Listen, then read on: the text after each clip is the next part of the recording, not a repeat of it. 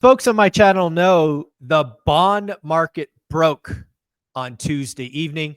It is said that that bond market breaking is what caused President Trump to quickly enact a 90-day pause.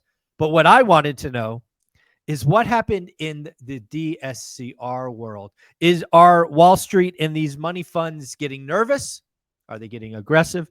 Did they just shut down and not take any more loans? Well, we've got Convoy Home Loans here, and they're going to tell us what's going on in the DSCR world. How you doing, Dustin? What's going on? Good, Mike. It's been a really fun roller coaster, if that's a fair word to put it. For the last week basically. Um, but as everybody knows, and definitely everybody in the community, we've had a pretty sizable drop in the treasuries from last Wednesday when Trump released the tariff announcement to last Friday, a big drop, Yeah, oh, yeah. right? And then Monday through essentially, today, but yesterday, a massive increase. And then a little help today, which we can talk about later. But what I told you right before getting on this was uh, if I were to go on vacation, or if I did, which I did not, last Monday, and then return today and look at where rate sheets were at, they'd be identical. Oh, Okay. wow. For 95% of the DSCR market, I should say. That Okay. actually gives me some encouragement because obviously the DSCR world is a new lending product. It really hasn't lived through a recession. Certainly hasn't lived through a trade war. So part of me was thinking going into this call, DSCR loans all got worse. They all dropped, down payments. They went from 75 to 65. I was thinking this was going to be a completely different conversation, but you're basically telling me Wall Street just yawned at this chaos and said, "This is a big nothing burger." I'm a little shocked by that. Yeah, and believe it or not, last Thursday and Friday we got a lot of calls from existing, current, potential, new, past, etc. clients, right? Being like, "Hey, Yeah. can Hello. you get 0.5% lower?" And the conversation that me and John and all of our loan officers had on repeat was, look, uh, right now, Wall Street is very aware of what's going on in the bond market. We know that the 5 or the 10 year, most of ours is the 5 year treasury, right? Sure. Is down 50 basis points. Okay, we know that. However, the funds that decide where these DSCR rates go are going to let it be a knee jerk reaction until we see a true trend reversal. Give it a week or 2 weeks. And we Right. told them, hey, check back in 2 weeks. If it's still where it's at, then yes, we'll get rates 0.5% lower. But as we see now, come 2 business days later, that knee jerk reaction was in fact a knee jerk reaction. And now, Yeah. obviously, the treasuries are back to where they were, a little bit higher, of course, but Yeah. that's why we didn't see such a big move. And the conventional markets did for those 2 days. And if you got lucky, great, very happy Yeah. for you. But Yeah, there were a bunch of people that got some conventional loans. I heard on Friday they locked it, which was good for them. I unfortunately this is what bothers me. How many times have you and I and Jonathan talked about if you like it, lock it? We get into this slightly decreasing market like Wednesday, Thursday, Friday of last week. And then people look at the numbers Friday and they say to themselves, I'm going to gamble over the weekend and hope the trend continues Monday. Folks, that's not the environment we live in. If you like the loan, lock it. This just stop this going with the trend. We have seen 3 and 4 standard deviation moves in the 10-year in a single hour, let alone a day or a week. So, folks, please learn the painful lesson a third time. If you like it, lock it. yeah, and you nailed it right on the head. How many clients that I just spoke about a couple minutes ago called us and said, hey, and we're telling them to lock it. You should do it now. Yeah. No, I want to wait. And then it's all gone Monday, right? And it isn't like I'm not using this as an I told you so moment. I didn't know with 100% Yeah. guarantee that Monday was going to be like Yeah. it was, For right? all you But knew, it could have went down. Yeah, exactly. exactly. The point is that if you're in the real estate industry, especially as an investor, or even on the fence as a first time home buyer, second time home buyer, primary residence, you need to be able to make a decision quick and know that, look, if you're timing the market, in all honesty, it was luck. In Yeah. this environment, it was luck. So don't try and use, just because you had a 2 day, downtrend in rates, that, oh, the wind in the sails changed. This is going to keep going for the next 2, 3 months. So I'll wait to get it better. It's just not the time to do it. The risk reward, I truly don't believe, is there. And until we have really blue, sunny, no clouds in the forecast for a year, will you be able to kind of pick the trend and wait a month and not be hurt? Yeah, it's going to be really interesting because, again, I think when I step back and look at this from an economic perspective, I truly believe a lot of damage has been done to consumer and business psychology. We obviously still have tariffs on around the world, just a flat rate of 10, ex China, which is 145%. But Is when it 45 or 125, dude?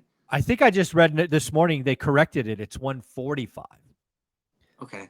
Yeah, Yeah, I mean, I'm thinking, not sure 125 or 145 makes that much of a no, it's difference. still like we're going after it. It's still that. But you know what the really crazy thing is when you take a blended rate across all tariffs, which obviously includes the outlier China, it's actually a blended rate of 23%, which is higher than Smoot-Hawley. And if you guys don't know who Smoot-Hawley is, go look up the Great Depression.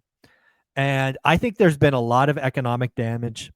I think best case, we have an extremely soft Q2 and a soft Q3.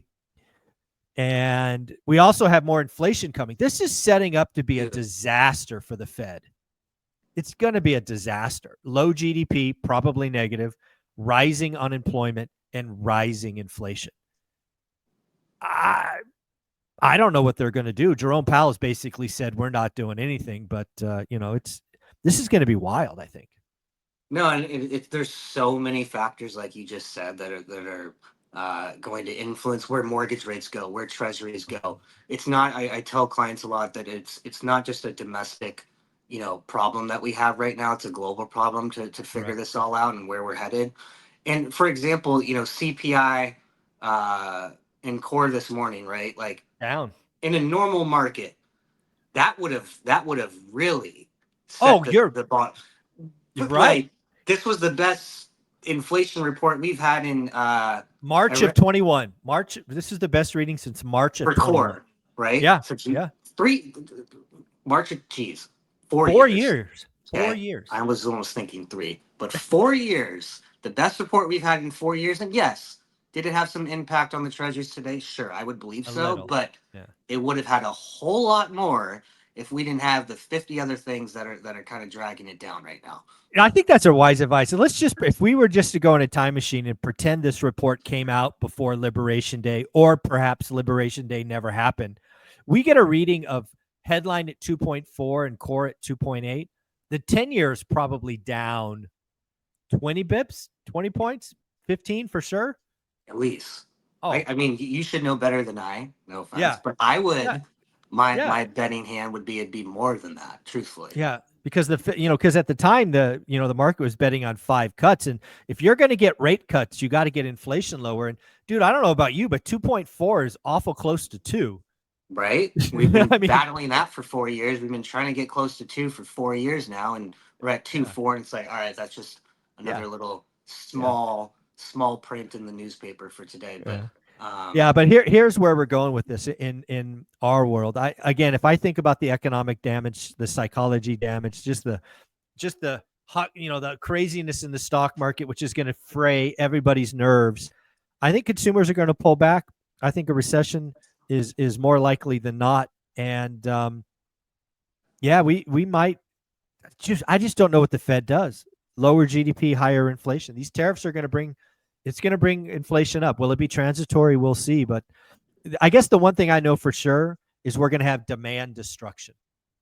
People are just going to sit back and just conserve, just demand destruction. So we're not in a great space. We did do some economic damage to ourselves that I don't think is fixed. So it to your point, if you like it, lock it, because dude, I've been studying the economy for 30 years and I have no idea where this is going.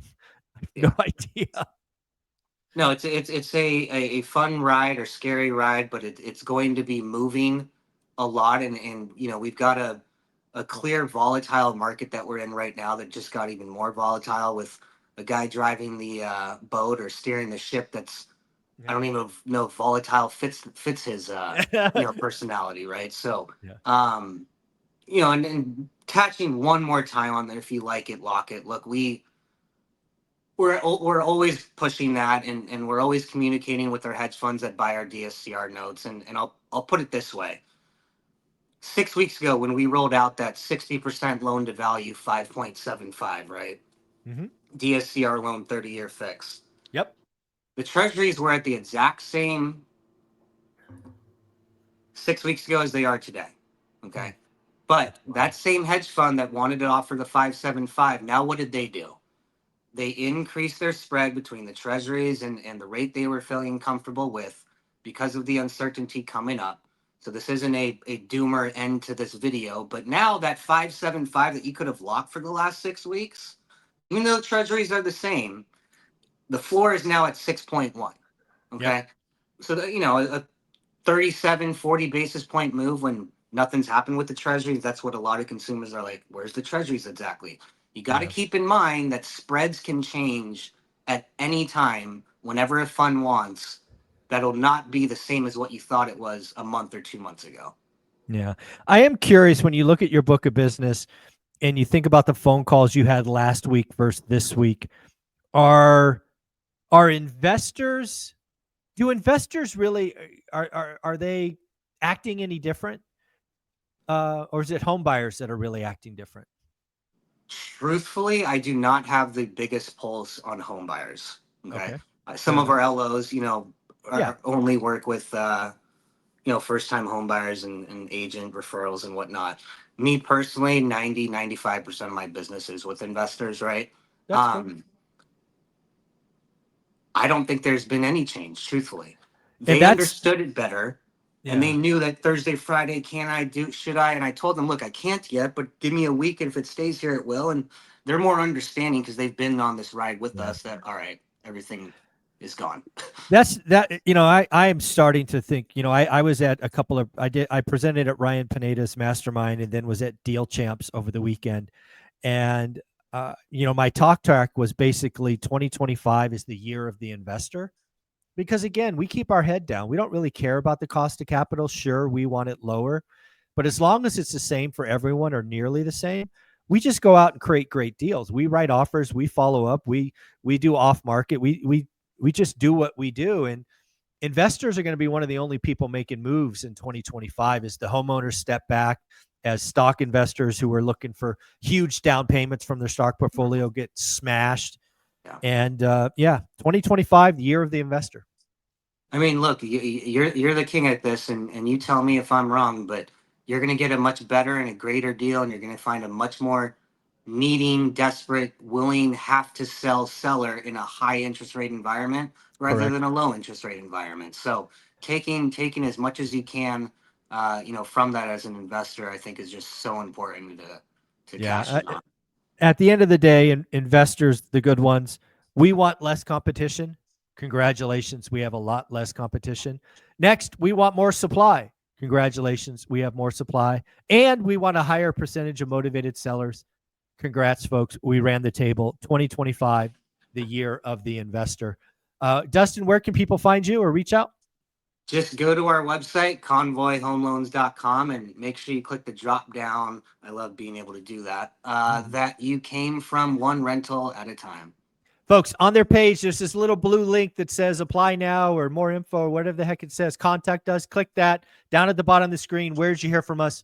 Put in or at. That's important because you want to deal with Dustin or his partner, Jonathan.